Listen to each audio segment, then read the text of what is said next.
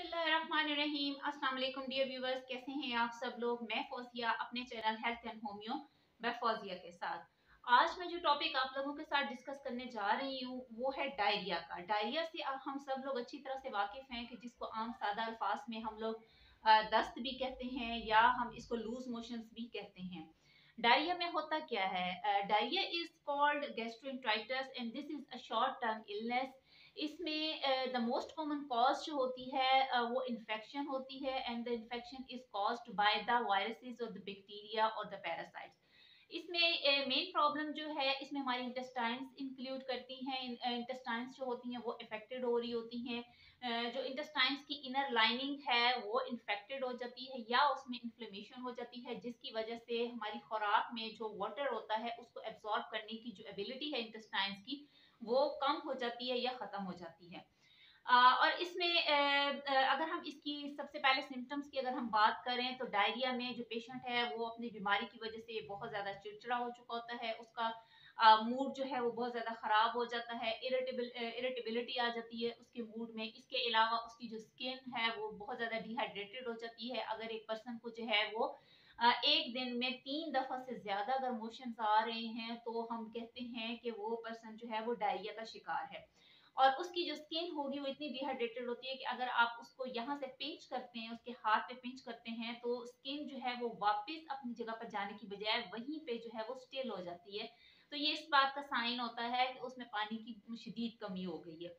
इसके अलावा इसका जो पेशेंट होगा उसका मुंह जो है वो खुश्क हो जाता है, उसको प्यास बहुत ज्यादा लग रही होती है और उसमें यूरिन की जो फ्रीक्वेंसी है वो बहुत ज्यादा कम हो जाती है, क्योंकि जिसम में पानी की कमी हो जाने की वजह से यूरिन की जो फ्रीक्वेंसी है वो ऑटोमेटिकली कम होगी।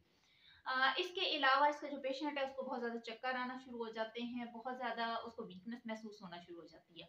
अब चलते हैं इसकी कॉजेज की तरफ। अगर कॉजेज की बात की जाए तो हमारे पास दो तरह की यहाँ पे सिचुएशन सामने आती हैं।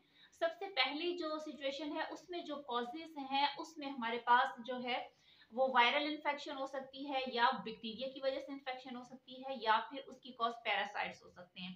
इन तीनों जर्म्स की वजह से अगर इन्फेक्शन हुई है या इन तीनों का कोई इन्फेक्टेड फूड बाहर से ऐसा खाया गया है या कोई ऐसी खाना खाया गया है जो कि बासी खाना था या गंदा पानी कहीं से पिया गया है बाहर से, या घर में अगर हाइजीन का ख्याल नहीं रखा गया तो उसमें भी डायरिया होने के चांसेस बहुत ज्यादा होते हैं। दूसरी कैटेगरी की मैं बात करती हूँ। दूसरी कैटेगरी में जो कॉजेज फॉल करती हैं उसमें सबसे पहली जो है वो न्यूट्रिशनल इंटॉलरेंस की बात आती है कि हम लोग जो खाना खा रहे होते हैं उसमें बहुत से इंग्रेडिएंट्स ऐसे होते हैं, चाहे वो हम खाने की कोई भी टाइप खा रहे हैं, कोई भी डिश खा रहे हैं, उस खाने में इस्तेमाल होने वाली चीज़ों में जो इंग्रेडिएंट्स होते हैं कुछ लोगों को उनके साथ एलर्जी हो जाती है। सबसे पहले जैसे कि हम बात कर लेते हैं कि कुछ लोगों को ग्लूटेन के साथ एलर्जी होती है। ग्लूटेन जो है that is a type of the protein which is present in the wheat, in barley and राई। अब गंदुम यानी कि आटे में गंदुम में जो है ये पाया जाता है। कुछ लोगों को इसके इस्तेमाल से बहुत ज्यादा सारी जिंदगी, जैसे कि हम लोग रोटी हम जो एशियन लोग हैं वो बहुत ज्यादा खाते हैं तो वो गंदुम से बनती है और उसमें चूंकि ग्लूटेन पाया जाता है तो उसकी वजह से हमारी जो इंटेस्टाइन्स होती हैं उनमें इंटॉलरेंस पैदा हो जाती है और उसकी वजह से बहुत ज़्यादा जो है वो एब्डोमिनल या डाइजेशन की प्रॉब्लम्स पैदा हो जाती हैं। इसके अलावा कुछ लोगों को जो है वो मिल्क प्रोडक्ट्स के साथ, डेयरी प्रोडक्ट्स के साथ एलर्जी होती है, उनको भी उससे लूज मोशंस आना शुरू हो जाते हैं। कुछ लोगों को जो है वो मेडिसिन ऐसी ले रहे होते हैं कि जिनकी वजह से उनको लूज मोशंस जो है उससे स्टार्ट हो जाते हैं, तो मेडिसिनल इसमें एग्रवेशन भी आ सकती है। इसके अलावा अगर हाइजीन का ख्याल नहीं रखा गया खाने पीने में तो उससे भी इन्फेक्टेड फूड खा लेने के बाद भी जो है डायरिया का जो मसला है वो दरपेश हो सकता है। अब डायरिया कितनी टाइप्स के होते हैं? एक तो है कि जिसमें एक टाइप है कि जिसमें बहुत ज्यादा वाटरी डायरिया आ रहा है और शॉर्ट टर्म के लिए ये होता है।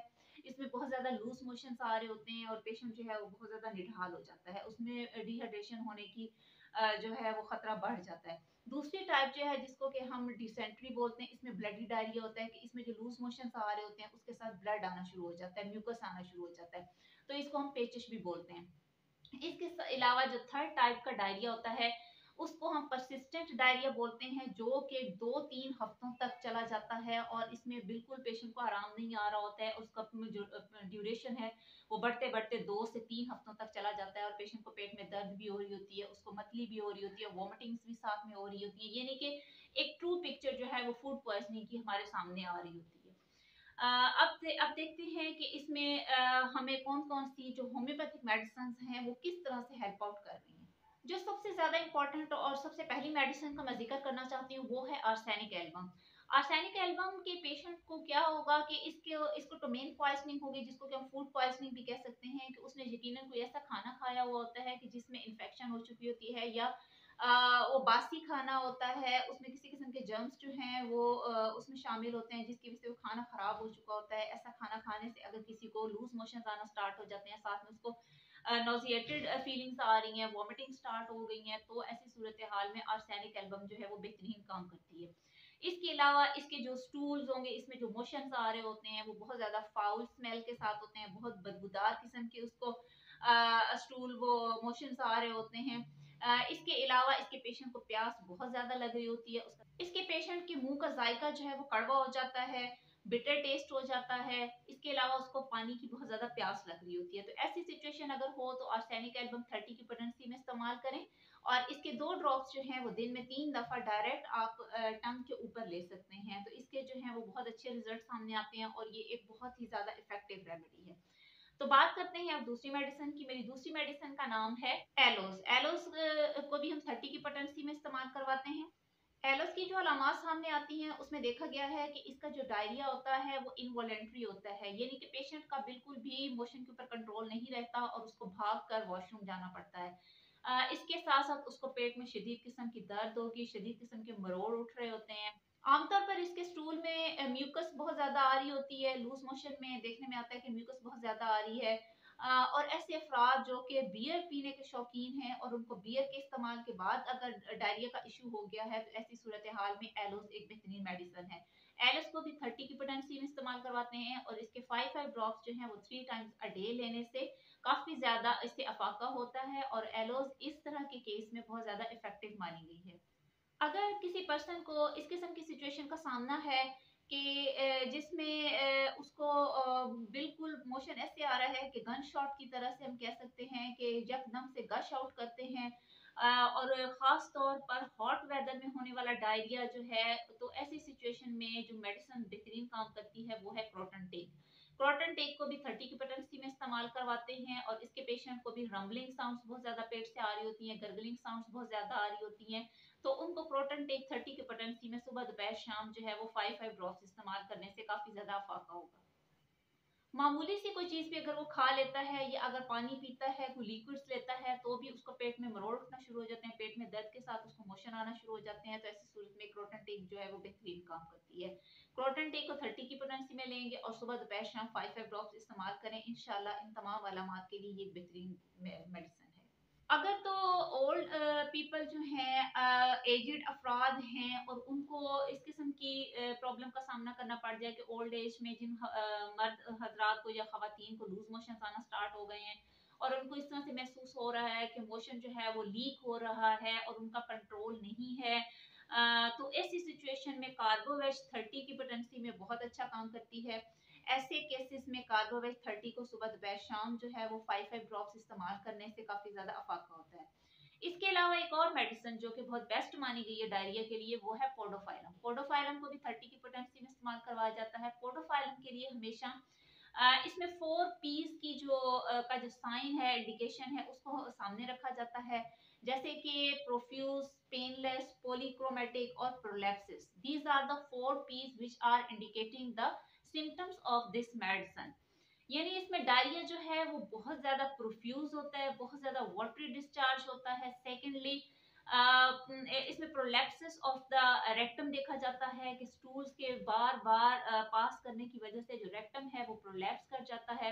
And the polychromatic stands for the different colours of the stools और द लूज मोशन, कि इसमें जो स्टूल होगा उसका कलर जो है वो चेंज होते हैं, कभी वो ग्रीन कलर के स्टूल्स उसको आ रहे होंगे, कभी येलो कलर के स्टूल आ रहे होंगे। और पेनलेस, लास्ट वन, पेनलेस का मतलब है कि इसमें पेशेंट को किसी किस्म की पेट में दर्द नहीं हो रहा होता और जैसे ही वो कुछ खाता पीता है तो उसके पेट में उसको फौरन से भागना पड़ता है, और उसका जो मोशन है वो बहुत ज्यादा प्रोफ्यूज होता है और पेनलेस होता है, विदाउट एनी पेन होता है। तो इसमें भी फाउल स्मेल बहुत ज्यादा होती है। इसके स्टूल में एक और चीज जो नोटिस की जा सकती है कि इसमें undigested particles of the food आ रहे होते हैं। गैर हजम शुदा खुराक जो है वो एज इट इज जो है वो स्टूल के साथ आ रही होती है। और रात के टाइम पेशेंट को ज्यादा प्रॉब्लम फेस करनी पड़ती है कि उसको ऐसे लग रहा होता है कि जैसे कि वो कंट्रोल नहीं कर पाएगा और उसको जो है वो रात के टाइम लीकेज हो जाएगी या अनकंट्रोलेबल सिचुएशन का सामना करना पड़ेगा। तो ऐसी अगर सिचुएशन सामने आ जाए तो पोडोफाइलम जो है that is the best remedy for this purpose. जैसे कि मैंने पहले भी बताया कि पोडोफाइलम को जो है वो सुबह दोपहर शाम जो है वो 5 ड्रॉप्स इस्तेमाल करने से काफी ज्यादा फायदा होता है।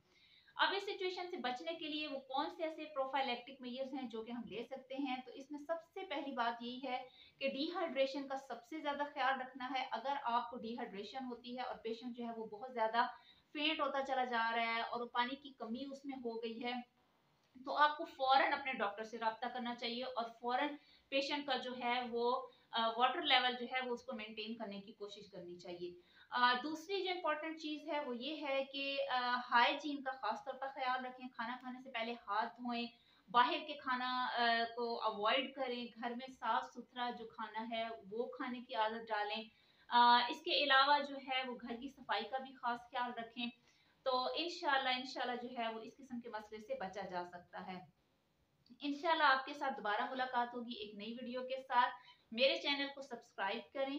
जिन लोगों ने अभी तक सब्सक्राइब नहीं किया उनसे भी मैं यही कहूंगी, और अगर मेरी वीडियो आपको अच्छी लगी है तो प्लीज लाइक भी कीजिएगा। इंशाल्लाह आपसे मुलाकात होगी अगली वीडियो में। अल्लाह ताला आप सबको सेहतमंद रखे और अपनी हिफ्ज़ो-अमान में रखे। अगली वीडियो में फिर मुलाकात होगी। टिल देन अल्लाह हाफ़िज़।